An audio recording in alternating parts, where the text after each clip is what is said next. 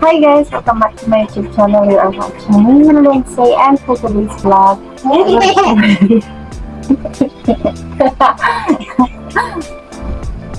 ano yun? And for today's vlog guys, I will share with you my March favorites. So, ito. Okay guys, so actually, this is the first time na gagawa ko ng vlog na ganito kasi nga, hindi naman ako masyadong mabili ng mga products, especially mga skincare products or whatever. Hindi talaga. Mabili lang ako ng mga damit. So, may naggugulo sa vlog. Okay guys, so yun nga. I-share ko lang siya sa inyo kasi meron talaga akong mga products na binili this March lang. Actually, dalawa lang naman ito. Binili ko sila para, ayun, matry. Tapos, must so, must have naman siya. Hello! Hi, guys! Okay ni Aya. Hi, guys! Okay, guys. So, umpisahan na natin. So, wow! Tingnan mo din.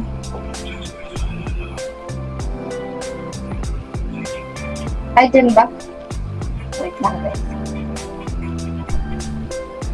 Okay, so yung first product na gusto ko i-share sa inyo is ito.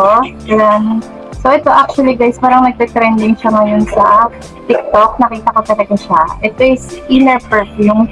So, ito na yung pangalawang bili ko nito. Yung una kong bili is ganito rin yung ang tawag doon, yung scent niya. So, Sakura din siya.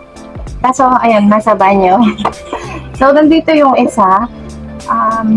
Ito siya. Tapos meron siyang ganito sa loob. Pagbukas mo, may ganito siya sa loob. Yan. Kasi ipapakita niya yung mga scents, other scents na gusto mo. So, yun nga. Wala. Anong hinahanap mo? Anong toy? Ay, nagugulo lang si Aya. So, yun. Nagamit ko na yung isa. Naubos ko na yung isa na Sakura. Mabango siya, please. Para lang talaga siyang pabango. Tapos, ito na nga yung pangalawa. Ayan. Hindi ko pa ito nag-try, pero tingnan nyo, ganyan siya. Tapos ganito lang siya kalaki. Yan. Ang cute na ito, sobrang social ng itsura. Brown siya na glass. Hindi ko pa naamoy ito, pero parang medyo panlalaki yung amoy nito. Or parang abon-abon type yung amoy.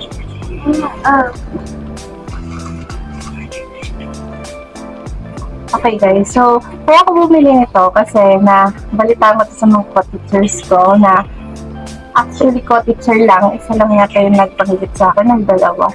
Na parang bumili na daw ako nito kasi pampabango sa inner, alam nila yung sa alam niyo inner sa baba. Ganyan. Siyempre, alam naman natin na parang minsan kapag, lalo na kapag nag-work tayo for 8 hours or less than 8 hours, medyo mahirap talaga i-maintain yung bango niya. So, mahirap talagang i-maintain yung bango natin sa baba. So, that's why namili ako nito para actually sobrang legit na guys. Kahit gano'ng katagal mo na siyang gamitin. Actually, parang, di ba, papasok ako ng 6 a.m. Actually, maalis na ako 5 a.m. Tapos, kahit pag-uwi ko umuwi kasi ako 1 p.m. Mabango pa rin siya. So, pwede nyo kasi siya ilagay doon sa panty liner nyo or pwede nyo siya ilagay mismo sa panty nyo. Pero, ang advice ko, syempre, nagpapanty liner kayo doon muna. Tapos, pagka-uwi ko, tatanggalin yung panty liner, saka ko ilalagay doon sa panty. Ang bango na guys. Kasi ng bango, sarap. Parang hygienic kasi siya. Hindi ka yung medyo may insecure sa amoy, hindi ka yung hindi makapagkaka, ganyan, hindi makapilos. Kasi nga, ayaw mo mabaho, di ba?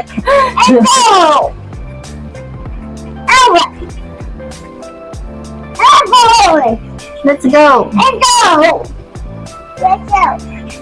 Okay, so iyon guys. Maganda siya, legit siya na tumatagal talaga yung amoy niya. Kasi mabango siya. Kahit feeling ko, ipatagal ka ng 12 hours eh. Sabi ko, kasi syempre, natanggal ko na. Pero, try nyo lang, itry nyo. Tapos mura pa siya. Yung una kong bili dito, parang 150 isa. Eh, nakita ko nag-sale siya dun sa Shopee. Nag-buy one take one ng 150 lang. So, kaya namili na ako nitong dalawa. So, actually, ito yung second ko. Ginagamit ko na ngayon. Kasi yung third, ala, kumukulog, Aya, may bagyo. may bagyo. So, ito yung pangatlo ko. Pag naubos ko to, order ulit ako. Ganyan. Kasi nga, legit siya, maganda siya. Pero maliit lang siya, guys. Ha? Kaya lang, ano kasi siya, pag pinatak mo siya, kahit parang 3, 4, 5 patak lang, mabango na. Hi, ayam mo! Sinalaw niya yung camera. Okay. Teka. So, yun nga. Tapos, guys, oil-based daw siya. So, safe siya sa inyo. Safe siya. Kasi oil naman siya. Yun. So, that's my first one na favorite. Yung ng inner perfume. Share ko lang sa inyo. Kasi dito ko lang siya ginamit. So, parang nag-glass sa akin ng parang isang buwan siya na glass. Yung ganun kalit na bote. Ayan, nasan yung kasi may ganito lang siya kaliit na bote, guys. Sobrang nag-glass siya sa akin for a month. Kasi ang liit-liit lang ng butas niya. Yan. Tapos parang 5 patak lang. Ito na. Carried off ko siya. Okay, so yun yung una. Tapos meron din akong pangalawang to-share sa inyo. Tadaan! So ito is wallet naman siya. Ito guys, natutunan ko siya dun sa grabe, nahawakan ko lang sa amin na.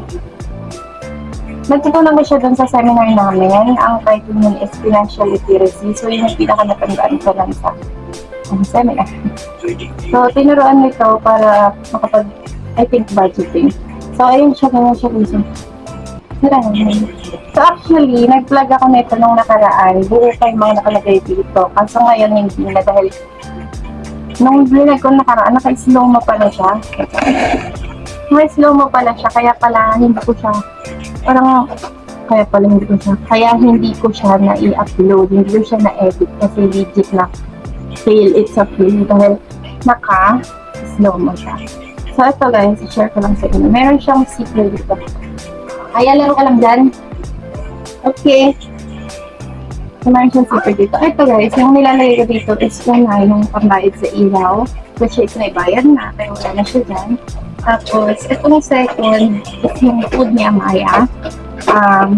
Food niya for 2 weeks. Actually, kasi meron talaga kami budget sa food niya for 2 weeks guys. Kasi, alam mo naman yan, hindi yan kumakain ng kanin. So, kailangan namin ng pambili ng tinapay. Ang pinakain naman sa tinapay, cheese, tapos saging, ano ba kayo naman? So, Jollibee, spaghetti, yan. So, minsan namimili ako ng spaghetti na nakapak na siya ng 100 pesos lang. Yun. Tapos, hindi mo naman kasi pwedeng i-stock yung tinapay and spaghetti. So, every 2 days or every 3 days, bumibili ako. Kaya meron talaga may budget dyan. Hindi pwedeng ubus agad. Kailangan nandiyan. So, para kapag bibili ako ulit ng food niya, Maya, nandito na siya, ready na siya. Dito ko siya kukunin. Alam ko na dito ko siya kukunin. So, yung third naman, ito yung pang-mall namin. Which is nagastos na namin ito lang kasi nag-mall kami nito lang kasama si Amaya. So, nandiyan pa yan, hindi ko pa nakukuha. Inabunuhan ko muna yan. Pero kukunin ko rin yan. So, nagmamahal kami kasi gusto namin parang makabanding din si Amaya, makabanding din si Papa niya especially kasi weekly na umuwi sa LC. Hindi naman sila araw-araw magkasama. So, parang sinacherish namin yung moment. At isa pa, minsan lang naman sila bata. So, wala, i-treat natin sila sa Jollibee or i-treat natin sila sa mga pitsuna, laruan, ganyan, once in a while. Every 2 weeks lang naman. So, para meron silang memories na makik. May kwento niya sa mga friends niya in the future. Ay, kumakanta ka? So, yun. Dami explanation. So, yun yung dito. Third naman, ito yung budget ko for school.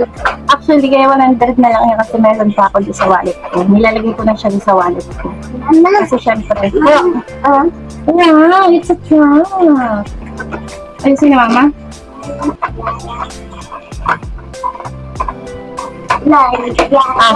Ayos lang.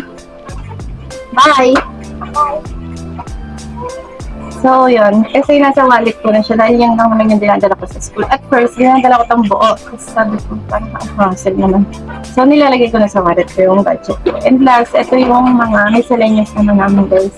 Miscellaneous means yung mga other expenses, yung bigla-bigla nila kung kailangan bilhin. Like, kapag bumaba si Amaya, gusto yung magpabili ng laruan bigla, or pabili siya ng chocolate, yun, or ako, bibili akong vitamins, bibili akong palamit, bibili akong merienda, so meron ako dito. Alam ko kung magkano lang yung dapat ko siyang gastusin. So, pag naubos ko na to, wala na, hindi ako pwedeng order, hindi na pwedeng bumili na kung ano-ano. So, yun na guys, yan. Meron siyang 1, 2, 3, 4, 5 packets. And yun yung usual na binabudget ko dito.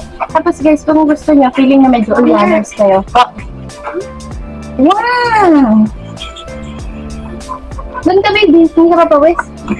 Oh, pawis ka na eh. Doon ka dapat sa may electric fan. So, kung feeling nyo medyo organized kayo, di nyo maalala. Kasi ako medyo nasa ulo ko na siya. Pwede kayo mag-print ng label. Tapos dikit nyo lang siya dito, i-paint nyo siya sa labas. Para mas okay. Alam nyo agad na para yun. So, ano baby? Wait lang. Mapag mama eh. Pagka-vlog ni mama ha.